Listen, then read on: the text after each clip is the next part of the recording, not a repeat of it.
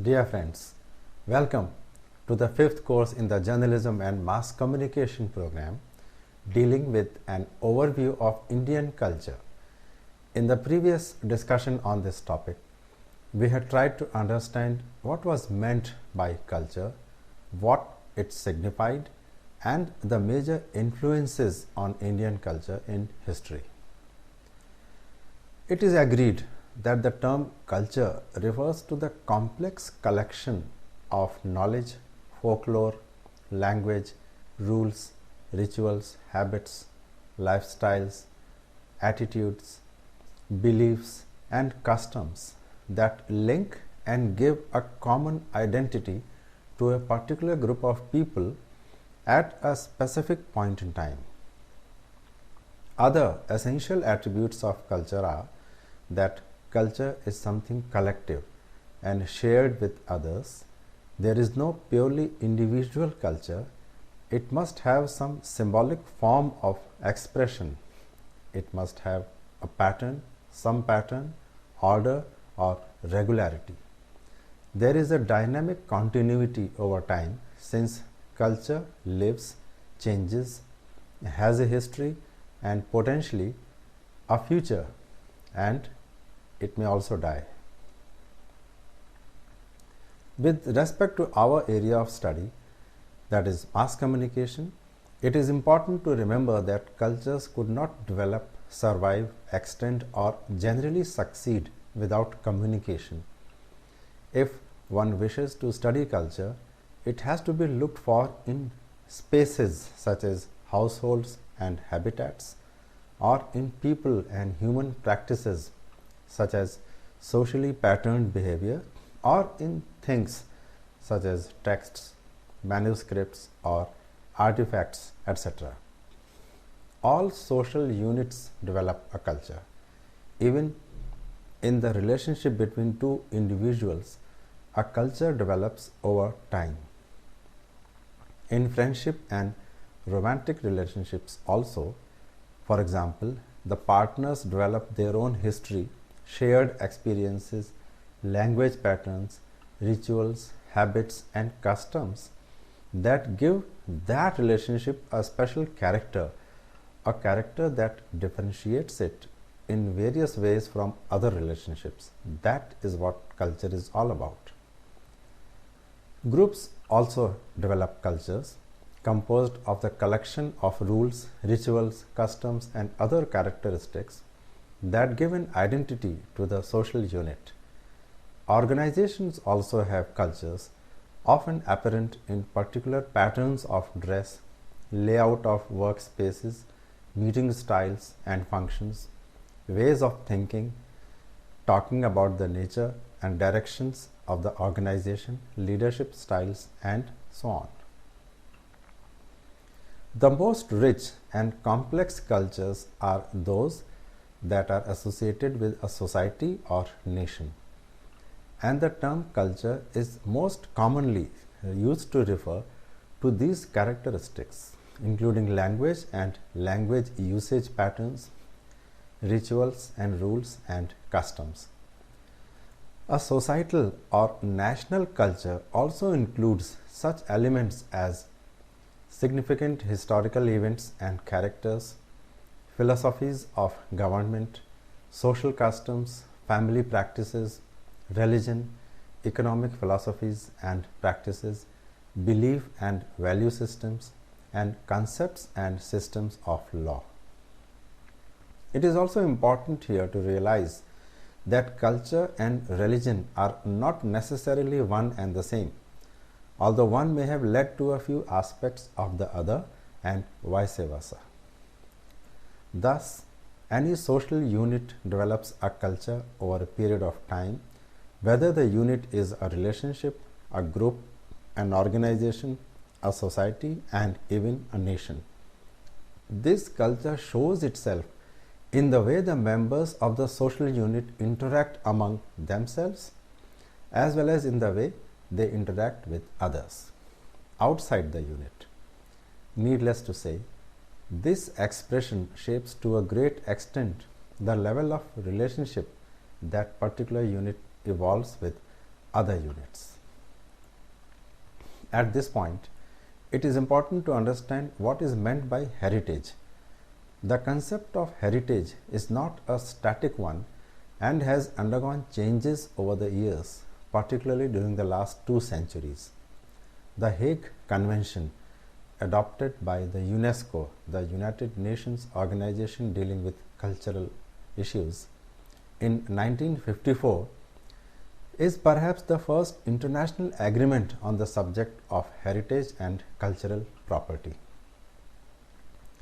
It defines cultural property irrespective of the origin or ownership as covering several types of properties. For example, I quote, movable or immovable property of great importance to the cultural heritage of every people, such as monuments or architecture, art and history, whether religious or secular, archaeological sites, groups of buildings which as a whole are of historical or artistic interests, are proposed to be included in the definition of cultural property. Unquote. The UNESCO has provided a number of recommendations to member states for the definition and management of cultural heritage, to which India is also a signatory. Now let us come to the symbols of Indian cultural heritage. With the background information about what constitutes cultural heritage, we now move on to symbols of Indian culture as we see around us. We shall take up these symbols according to the spaces or habitats, people and human practices, that is socially patterned behavior, or in things such as texts or artifacts. First example in this category is of architecture and sculpture. Major landmarks of Indian architecture and sculpture since ancient times are as follows. The Mauryan architecture and sculpture. The unique feature of the Mauryan art is the bright polish imparted to stone surface, as is manifest in the pillars, parasols, capitals, animals and human beings. The Ashokan pillar stand on the ground without any base or platform. The pillar at Nandangarh is remarkable for its tall shaft. The bull capital of the Rampurva pillar constitute the high watermark of animal sculpture. The lion capital of the Sarnath pillar consisted of 4 parts. It has an inverted lotus covered with long sweeping petals, surmounted by a circular drum showing the 4 chakras facing the 4 directions with an animal, that is a horse, a lion, an elephant and a bull. This is the most remarkable symbol of the Mauryan architecture. Then there is the Sunga art. This art is known for the 2 great stupas of Sanchi and Bharhut, which give evidence of almost a continental style of planning. In fact, this stup, both of them, are the most characteristic monuments of Buddhism. Then there is Kushan art. This reflects a remarkable synthesis in the religious, cultural and aesthetic spheres. One finds in the motifs and patterns of art a synthesis of the Iranian, Greek and Indian cultures. Then we have the Gandhar art. This reveals the cultural influence of the Indo-Greeks and the Indo-Parthians, who had intermingled with the local people in the northwest part of India. It supplies a cross-section of the Hellenistic features like the Indo-Corinthian pillars and pilasters, Ionian capitals and several other elements of ornamentation like garland bearing goddesses and gods. It specialized in Buddha and Bodhisattva images, stupas and monasteries. Then there is the Sak Satvahan art. During this period, they developed several monumental stupas loaded with sculptures and bas relief of exceptional beauty. The stupas of Amravati, Nagarjun Konda, and Jaggayapeta have produced art specimens of matchless beauty. Chaitya halls, another form of Buddhist architecture, have been found at Bhaja, Kanheri, and Kharle in western India. It reached its highest development in cave number 19 at Ajanta. A hall consists of a portico in front with a large window on top. Then we move to Gupta art. This period is noted for the first temple construction in India. The temples were not hewn out of rocks. It was an independent structure built of dressed stone blocks placed together, which afforded ample scope for the exercise of the architect's genius. Its best specimen is the Dashavatar temple at Deogarh. The Gupta sculpture also shows a balance between the sensuousness of the Kushan figures and the symbolic abstraction of the early medieval ones. Two of the best examples of the Gupta images are the standing Buddhas from Mathura. The seated Buddha delivering the sermon at Sarnath is another masterpiece of this period. Then there is the period of Chalukyan art. It shows a juxtaposition of Nagar and Dravid Shikhar style. The mandaps are adorned with richly carved lintels, beautiful images, and trellis work of ingenious designs. Its examples are the groups of temples at Badami and Aihole. Rashtrakut art. It is best exemplified in the Kailash temple at Ellora, which reproduces all the details of a structural temple in the intricacies of rock excavation. Cave shrine at Elephanta is another example of the Rashtrakuta art. It is dedicated to Lord Shiv, whose image as Mahesh has three faces representing Shiva, the creator, the preserver, and the destroyer.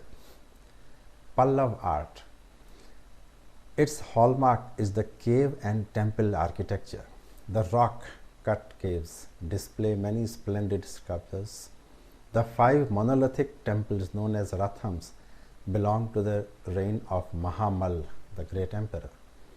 The shore temple of Jalashayan Swami is built of dressed stone of excellent workmanship. The Kailashnath temple at Kanchipuram in Tamil Nadu is another remarkable monument of this period. The Chola art. The greatest monument of the Chola rulers include the temples of Gangai Konda Cholapuram and Brihadeshwar temple of Thanjavur, again in Tamil Nadu. The Viman, or the tall pyramidical tower, dominated the whole structure of the shrine with its mandap and imparts extraordinary dignity to it, as also a sense of power. The Meenakshi temple and the Hall of 1,000 Pillars in Rameshwaram in Tamil Nadu are the examples of Vijayanagar architecture. Yet another remarkable monument of South India is the actual Rameshwaram temple near the Adams Bridge. Its grandest part are the pillared corridors that surround it. The famous Nataraj temple at Chidambaram has 56 pillars that have gracefully carved figures in various dance poses. Hoysala art. Its greatest achievement is the temple of Hoysalaeswar in Hassan district of Karnataka. The builders of this period selected a stone of much finer grain, kind of a greenish or bluish black coloristic schist kind of stone, which, being close textured, can take delicate and minute forms of carving. The Pala art is also known as the Eastern School of Art, which flourished in Bihar and Bengal from the 18th to the 13th century. Nalanda was its greatest and most active centers during the 9th and 10th centuries. Stone sculptures of this era are found at Nalanda, Rajgir, Bodh Gaya, Rajshahi, and Mayurbhanj in Odisha.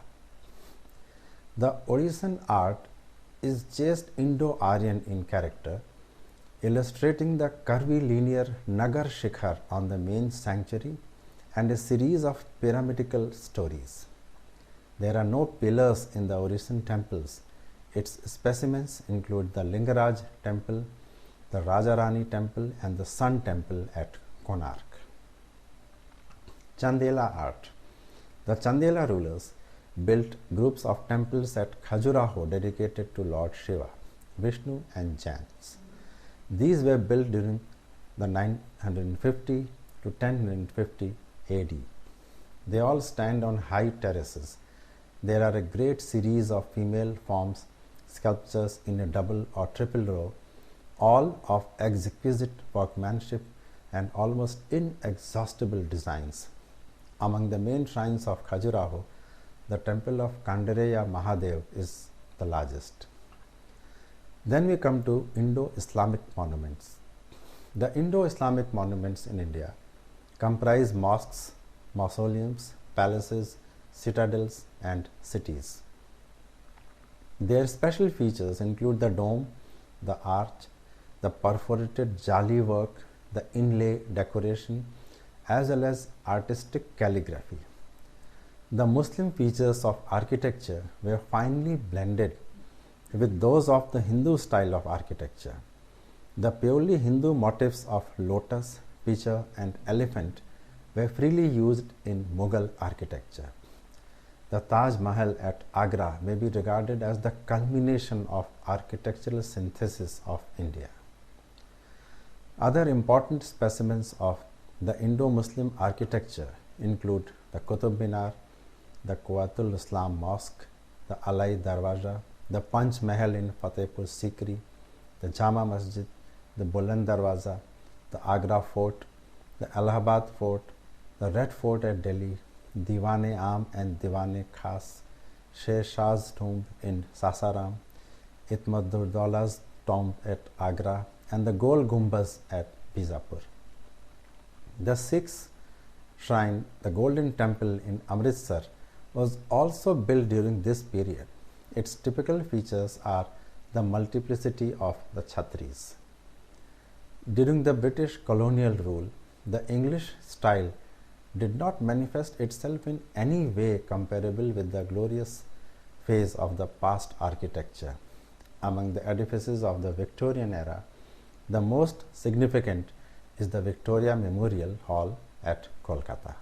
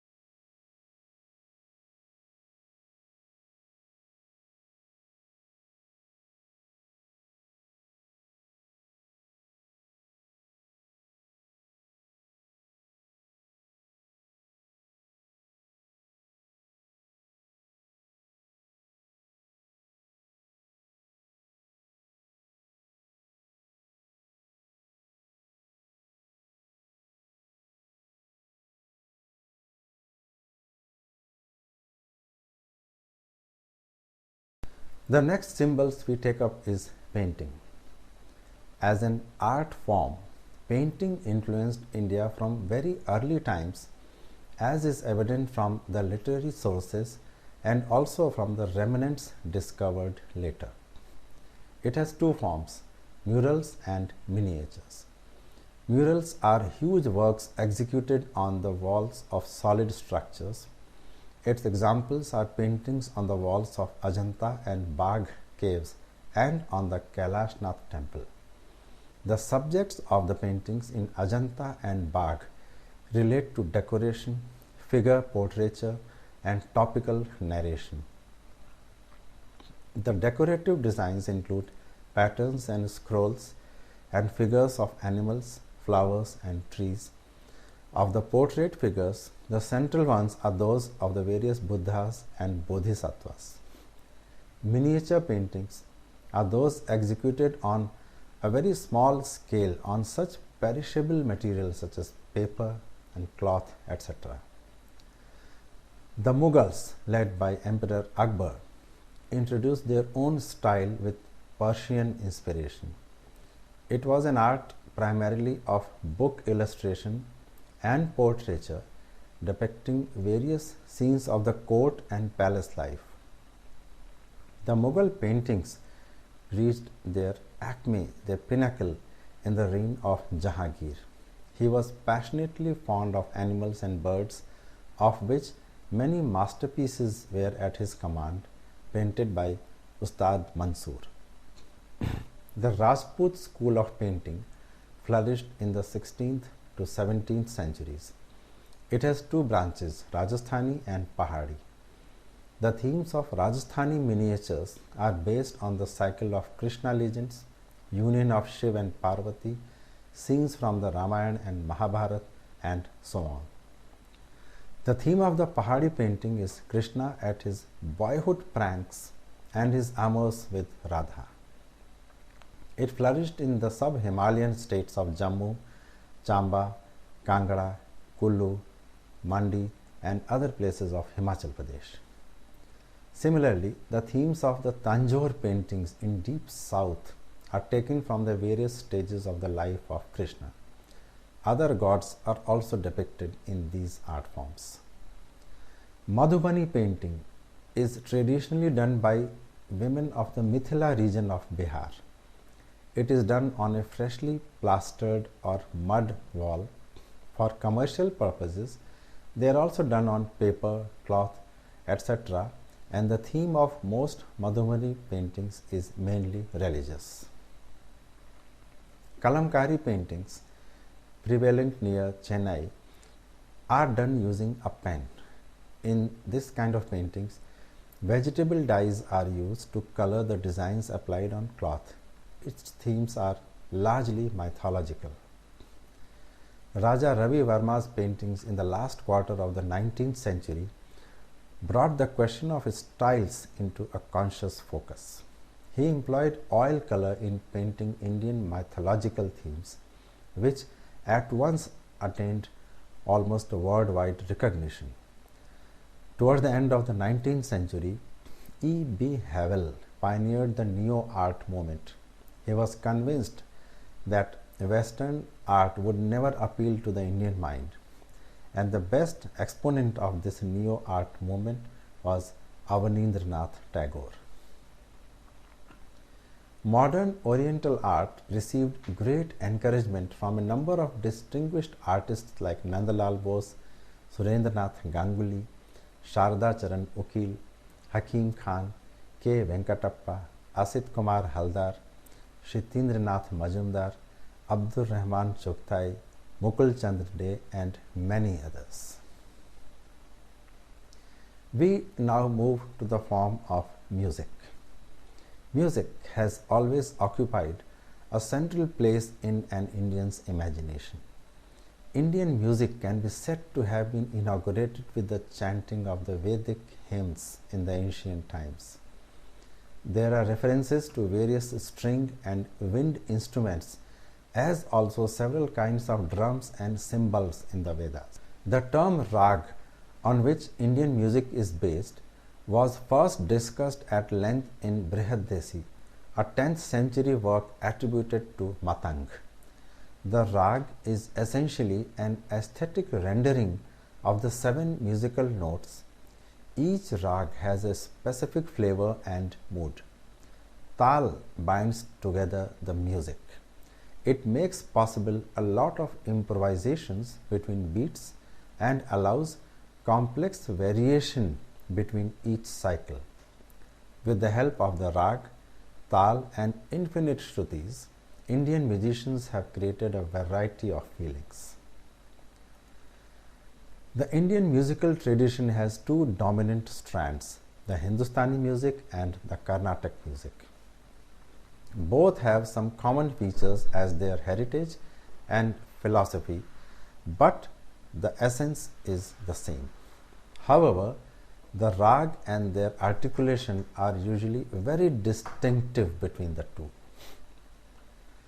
In Hindustani classical music, prominent vocalists were Dhrupad singers like Swami Haridas, Tansen, Baiju Bawara, and others. Among the eminent Khayal vocalists were Amir Khusro, Sultan Muhammad Sharq, Niamat Khan Sadrang, and Adrang. There are 4 major gharanas of Khayal, that is the Gwalior Gharana. The doyen of this school were Nathan Khan and Pir Bakhsh. Number 2, the Agra Gharana, also called the Rangila Gharana, founded by Haji Sujan Khan. Fayaz Khan of the 20th century gave a new and pleasant lyrical color to the Agra Gharana. Third is the Jaipur Atroli Gharana, which is associated with a great singer like Ustad Allah Dia Khan of 19th to 20th century. Then there is the Kirana Gharana. It was developed by Abdul Wahid Khan and Abdul Karim Khan. In the present time, the great singer Bhimsen Joshi belongs to this school. The great musicians of the Carnatic style include Venkat Makhi of the 17th century, Tyagaraj, and Shyama Shastri. Major stringed instruments of Hindustani music are sitar. Its exponents so far have been Vilayat Khan, Pandit Nikhil Banerjee, Baba Alauddin Khan, and of course Ravi Shankar. Number 2 is the sarod. It is a plugged lute without frets, with a shorter neck than the sitar. Its eminent exponents so far have been Ali Akbar Khan and Amjad Ali Khan. Third is the santoor. It is a folk instrument from Kashmir with over 100 strings, which was brought to prominence by Pandit Shiv Kumar Sharma. And the next is the sarangi, which is associated with the great musician Ram Narayan. The major wind instruments are number 1, the shehnai, which is associated with the great Ustad Bismillah Khan. Second is the bansuri, of which Pandit Hari Prasad Chaurasia is the main exponent. Tabla is a percussion instrument used to provide rhythmic accompaniment to all kinds of instruments. Its exponents so far have been Ustad Allah Rakha and Zakir Hussain. The major stringed instruments of Carnatic music are the veena. It is a long-necked and fretted plugged lute with 7 strings. Number 2, the violin, brought from the west, but it was taken to dizzying heights by such performers as T. N. Krishnan, T. Rajam, L. Vaidyanathan, and Subramaniam. Nageshwaram, an oboe-like instrument with double reeds and finger holes, it resembles the shehnai of the Hindustani music. Mridangam, a double conical 2-headed drum, is an instrument used to provide rhythmic accompaniment in the Carnatic music. Since the 1960s, Indian musicians have been collaborating with the Western musicians, and Ravi Shankar was heard on the famous Beatles album Sgt. Pepper's Lonely Heart Club Band. He also later collaborated with the American minimalistic composer Philip Glass on passages. L. Shankar and L. Subramaniam, both violinists, and Ali Akbar Khan and Amjad Ali Khan, both sarod players, have also collaborated with Western musicians. Let us now move on to Indian classical dance. Indian dance is a blend of nrit, the rhythmic elements, nritya, the combination of rhythm with expression, and natya, the dramatic element. Nrit is pure dance. Its abstract movements signify beauty. Nritya, on the other hand, is expressional as it enacts a theme. Here, the dancer is aided by sahitya or verse, by hastas or gestures of hands, and by abhinay or facial expressions. When this is combined with music, a typical language is established. In dance also, the concept of ras or aesthetic mood holds the central place.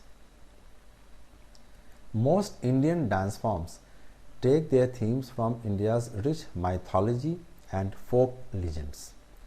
Hindu gods and goddesses like Vishnu and Lakshmi, Ram and Sita, Krishna and Radha are all depicted in classical Indian dances. The major Indian classical dance forms are like this. First and the foremost is Bharatnatyam. It developed in Tamil Nadu, and in modern times E. Krishna Iyer promoted it. Rukmini Devi removed the stigma attached to it. One of its greatest exponents, especially in Abhinay, has been T. Bala Saraswati. Other exponents are Yamini Krishnamurti, Sonal Mansingh, Padma Subramaniam, Leela Samson, and many others. Kathakali. It developed in Kerala in the 15th to 17th centuries. It is usually performed by boys and men who have undergone intensive physical training and also a prolonged course of instruction in the portrayal of emotions. Its theme is based on two great Indian epics, that is Ramayana and Mahabharata. Vallathol Narayanan Menon revived this dance form in the 1930s. Its exponents are Krishna Kutti, Madhavan and Anand Sevaraman, Uday Shankar, Ram Gopal and Shantarao. Mohiniyattam is also a dance form of Kerala, and Bharati Shivaji is a famous exponent of this style. Kathak belongs to North India and has a Hindu-Muslim texture.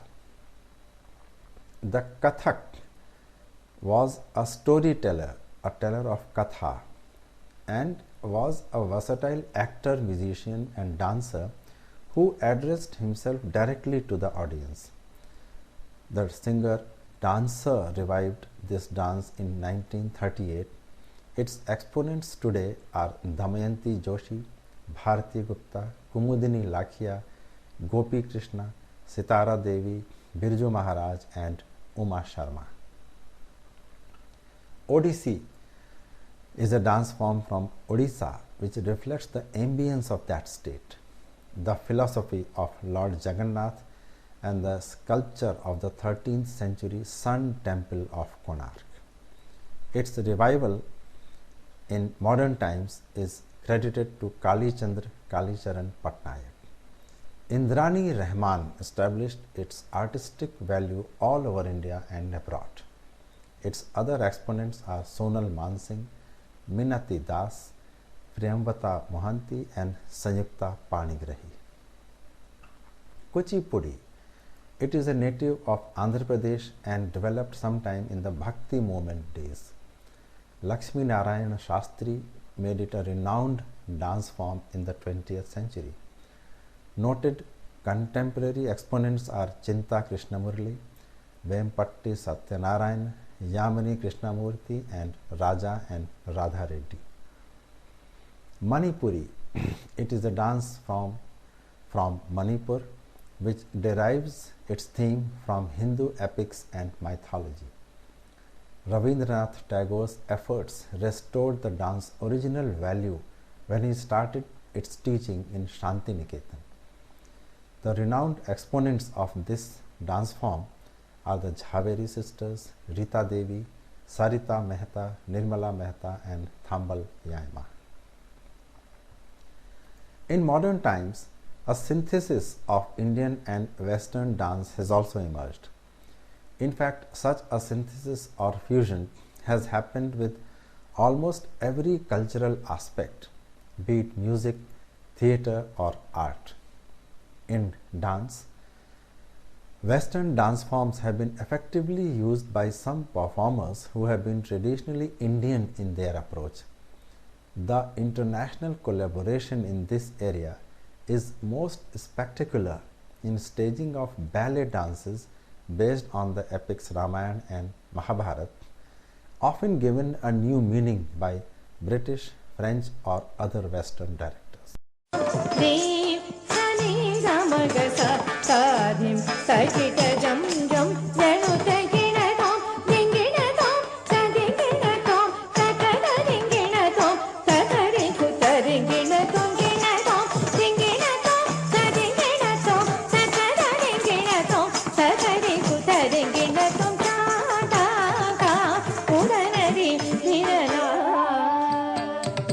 Indian dance has a great heritage. Music, both instrumental and vocal, is an integral part of Indian dance. Indian dance has two distinct divisions, the classical and folk. Within these broad categories, there are several variations based on regional and cultural differences. The most famous classical forms are Bharatanatyam,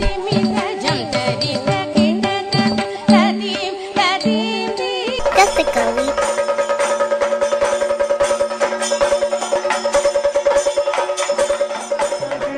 Mohiniyattam,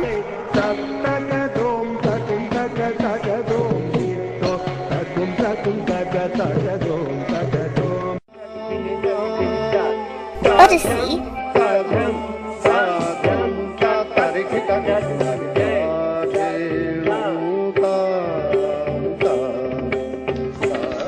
Kathak,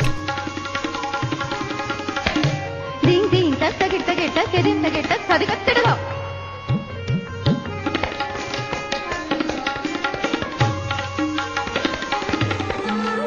and Kuchipudi.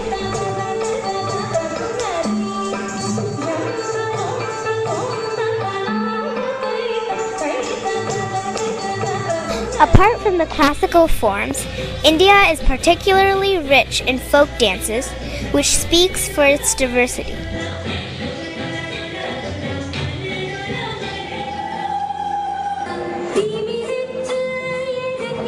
They are specialized dances for different occasions like weddings, seasons, celebrations, etc. Now we move on to theatre.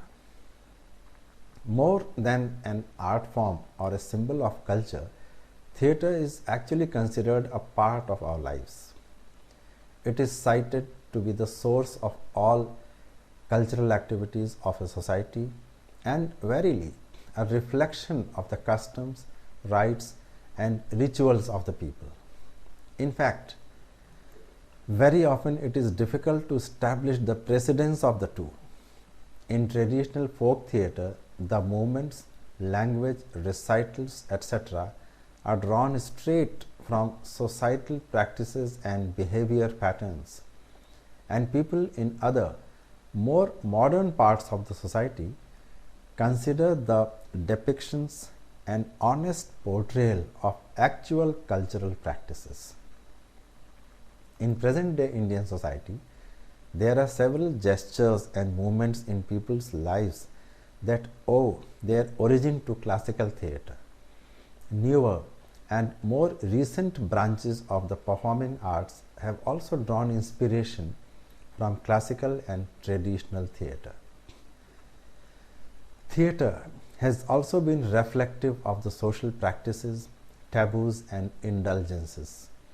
Right from the costumes, accessories, and performers' background, and association with theatre has been considered an index of social freedom. As a mass medium of communication with the audience, theatre has always played a crucial role, and messages of importance have often been conveyed through theatrical performances. In the modern scenario of television and films, the impact of theatre continues to be strong, even if there would be no clear and apparent acknowledgement of this fact.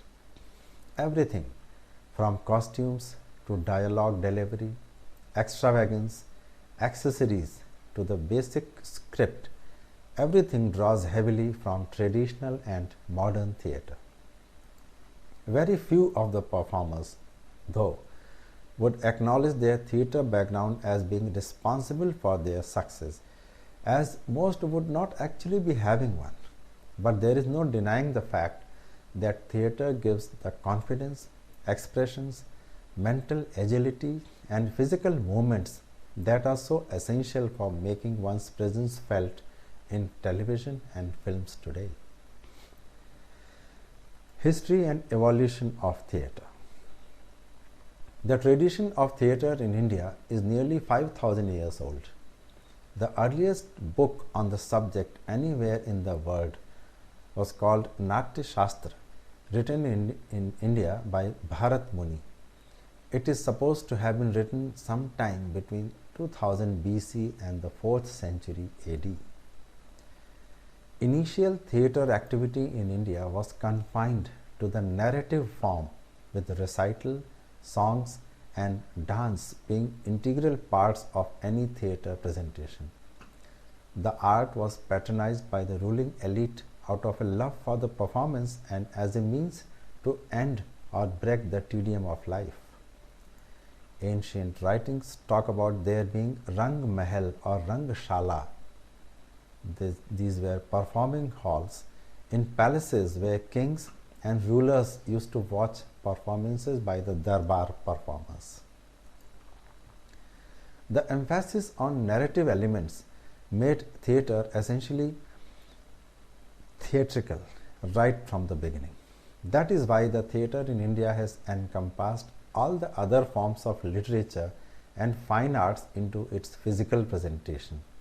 Literature, mime, music, dance, movement, painting, sculpture, and architecture all mixed into one and being called Natya or theatre in English.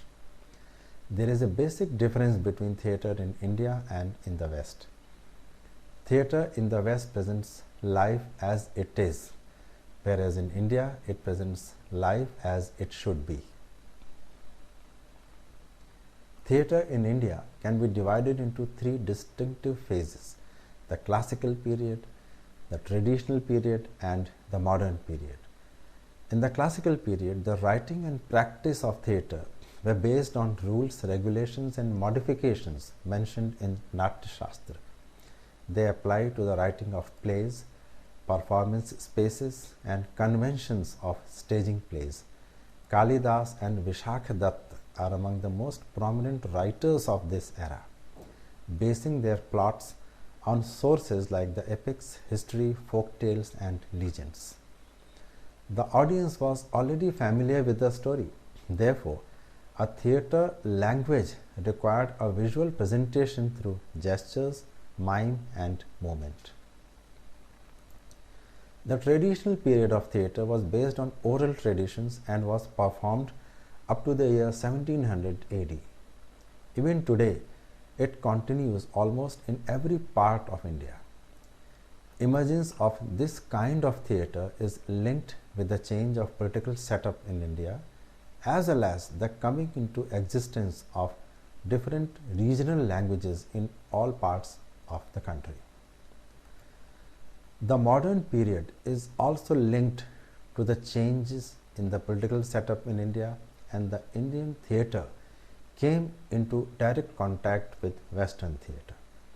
The writing and practice of theatre in this era was geared towards realistic or naturalistic presentations.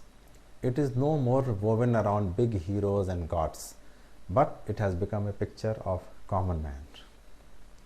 However, despite the evolution of theatre and its forms, theatre has still not become a continuous activity for most people.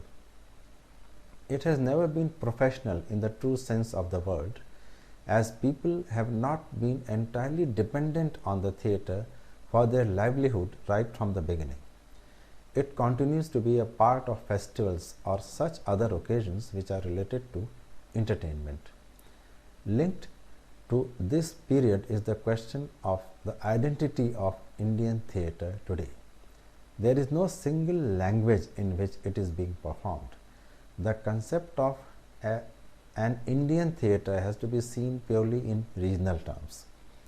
All the regions have their own language, history, and culture, and their theatre also is deeply rooted in such circumstances. Therefore, sometimes it becomes a problem of choosing any particular form or region. Well, does it give a complete picture of Indian character, culture, and civilization? That is why over the last 30 to 40 years there has been a search for its true and authentic form, which may represent the aspirations of modern India as well as a continuity of its tradition into the future. We move on to films. Dada Saheb Phalke made the first Indian feature film Raja Harishchandra in the year 1913. India's first talkie film Alam Ara was released in 1931 and was dubbed into Hindi and Urdu. The social films of 1930s adopted a modernistic outlook in an essentially converging of society. V. Shantaram produced Amrit Manthan in 1934, while Pramathesh Barua released his Devdas in Bengali, Hindi and Tamil in 1935. By the 1940s, the social film further delimited its focus by excluding particularly contentious issues, especially of caste division. Gyan Mukherjee's Kismat in 1943 was a representative film of this genre. In the 1950s, Satyajit Ray produced his Pather Panchali. Directors like Raj Kapoor, Guru Dutt and Mehboob Khan, without getting involved with Indian People's Theatre Association, produced films that reflected a passionate concern for questions of social justice. Such films included Raj Kapoor's Awara in 1951, Zia Sarhadi's Awaz in 1956, and Guru Dutt's Pyasa. Films of the same kind were Bimal Roy's Do Bigha Zameen in 1953 and Mehboob Khan's Andaz in 1949. Bengali film directors Mrinal Sen and Ritwik Ghatak exposed the dark underside of India's lower middle class and the unemployed. Sen gave his film Interview in 1971, Calcutta 71 in 1972 and Padatik in 1973. Disruption, the problems of locating oneself in a new environment, and the indignities and oppression of the common people are the recurrent themes of Ritwik Ghatak's films. All these are portrayed in his films such as Nagarik in 1952, Meghe Dhake Tara in 1960, Ajantarik in 1958 and Subarna Rekha in 1952. In recent times, Adur Gopalakrishnan and Aravindan from Kerala, as well as Govind Nihalani and Shyam Benegal from Hindi filmdom, are the film producers of the same class. Since the 1980s, the new urban realities, corruption, crime and justice, romance and some other mature subjects started getting the attention of filmmakers. This trend became more pronounced in the 90s. However, it was in the last 10 years that Indian cinema has become truly global and has won not only accolades but the commercial attention of global filmmakers and big studios. The large population of non-resident Indians or the NRIs, a booming economy, and a general recession in the West in the recent times, especially in the European and American economies, are among the reasons for a boom in the Indian film industry which we are witnessing today. Now we move to a quick look at the Indian cultural symbols of today, the national symbols as we call them. To better understand the importance of cultural symbols, let us consider a few national symbols first and the reason for their significance. The first of all is the national anthem Jan Gan Man, which was composed originally in Bengali by Rabindranath Tagore and was adopted in its Hindi version by the Constituent Assembly as the national anthem of India on 24 January 1950. It was first sung on 27 December 1911 at the Calcutta session of the Indian National Congress. The national song, that is Vande Mataram, was penned by Bankim Chandra Chatterjee. He composed this song in an inspired moment on November 7, 1875, and Rabindranath Tagore sang it by setting a glorious tune to it, and it was left to the genius of Sri Aurobindo to interpret the deeper meanings of the song, out of which India received the philosophy of new nationalism. The English translation of Vande Mataram was rendered by Sri Aurobindo.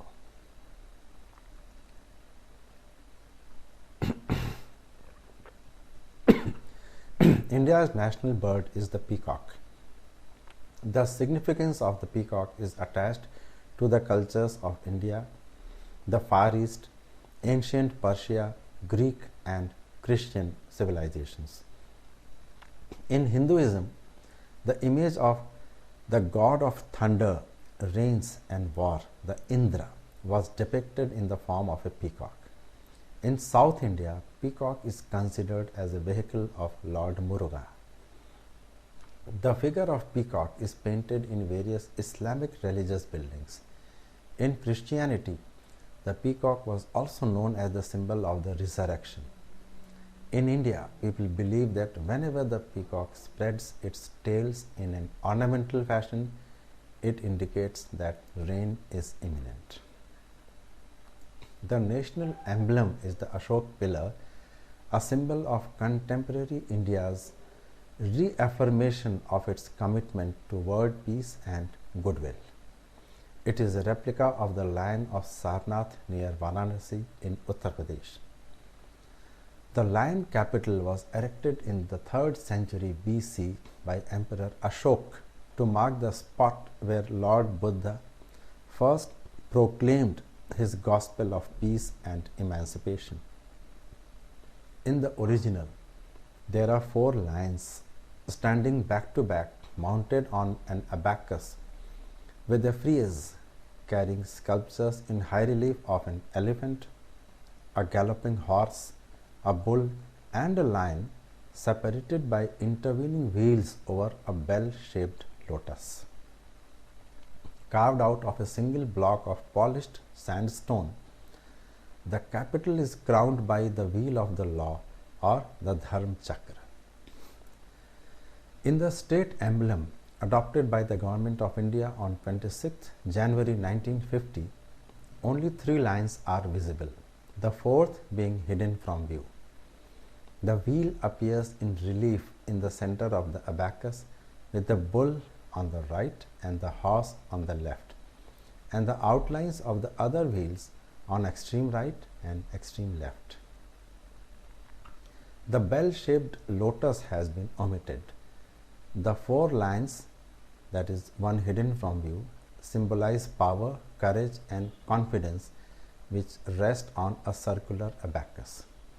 The abacus is girded by 4 smaller animals, guardians of the 4 directions: the lion of the north, the elephant of the east, the horse of the south and the bull of the west. The abacus rests on a lotus in full bloom. The motto Satyamev Jayate, inscribed below the emblem in Devanagari script, means truth alone triumphs. The national flag is the tricolor of deep saffron or kesariya color at the top, white in the middle and dark green at the bottom in equal proportions.